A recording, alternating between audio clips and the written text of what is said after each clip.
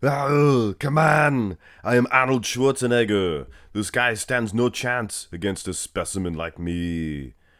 Today we're going to take a look at Arnold Schwarzenegger versus your men's classic physique division champion, but it is not Chris Bumstead. It is Ramon Dino. That's right. For years now, I have done comparisons featuring the latest, greatest versions of Chris Bumstead versus the greatest of all time, Arnold. But we can't do that anymore, can we? But it is just as exciting to do a comparison with Ramon Dino, featuring Ramon Dino and Arnold Schwarzenegger. So we'll go through the poses that we have. We do not have all of them, obviously. Arnold never hit that side tricep. He just refused. Look at the arm difference. Wow! Now Bumstead, he'd always lose to Arnold in these comparisons in the bicep region, but man, Ramon Dino, he has some of the best arms in the classic physique division anyway. Maybe not the open, but wow. And he's still losing to Arnold. Now the forearms, I will say, Ramon Dino, he is better than Arnold in that aspect. He's got some of the biggest forearms, which is funny because dinosaurs have small arms, don't they? No, they're bigger than a humans, but you know what I mean. A T-Rex. Something going wrong with them T-Rex arms anyway. I think they were wings, to be honest with you. But having said that, speaking of wings, the lats, Arnold, he does have an advantage in the entire torso heap. Something that Chris Bumstead would always get an edge on Ramon Dino as well. Now the lower half, it is the evolution of bodybuilding, people. Ramon Dino, he is better in that aspect. This is 1975 Arnold. He was what? 225? He was not very heavy. I don't think he was 248 like they said. Now here, in 1974, that's probably when he was about 248 pounds. Darn near 250 pounds of solid blockbuster muscle. So in terms of the front double biceps, I don't think that Ramon Dino has an argument for a win here. Sure. His proportions may be better in terms of just the lower half themselves. But I urge you to look at Arnold's physique and tell me that this doesn't look better. Or no, I urge you not to. You're not gonna say that, is what I mean. Anyway. Turn to the side chest development. Okay. Advantage Ramon Dino, I would suggest.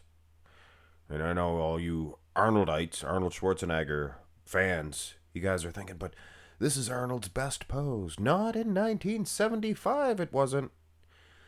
He usually had the cameraman in his back pocket, you know what I mean, in terms of the angle, things of that nature. I think it was Murphy Brown. She wouldn't play those games. She's taking the picture. But, yeah, his size. He needed that extra couple of pounds to make the chest look bigger. Maybe he didn't expand the rib cage as much, like he was doing years prior. And, speaking of years prior, this is 74, and you could definitely notice his wheels twice as big here. This puts him more in contention with Ramon Dino as far as that's concerned. But Ramon's still destroying him in the lower half. The hamstring. Are you kidding me? That is a thing of beauty. Means a whole heck of a lot more in the side chest than it did in the front double. Didn't it? Look at Arnold's far pack. These guys were dinosaurs. Nobody, not even Samson, has as big of a man's chest as Arnold. He had the official, original gray big man's chest.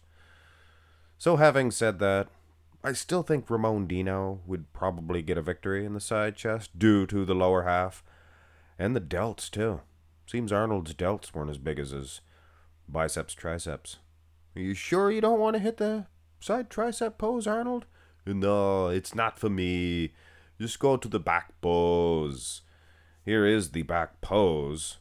We got no rear lat spread, unfortunately, which kind of, it sucks. It does. Be nice to have all 8 poses to keep things fair. Now, the lower half, there's no argument here. Ramon Dino, glutes, hamstrings, but that was the criteria back then for what Arnold had. He was actually pretty conditioned. I don't think that there was any bodybuilders more peeled in the glutes, hamstrings back in 1975 than Arnold. Even Frank Zane had soft soggies. He wasn't very peeled in 75. You had Sergio Oliva prior to that, and he was no more conditioned than this, so can't really get mad at Arnold. It's the times, so in that sense, you can't really compare these two versions. It's just for fun, though. You want to have some fun. Arnold's back. It's bullying, and I mean bullying around. The 2025 Olympia, I was going to say the Olympia champion classic physique division. Wow, that says something for Arnold.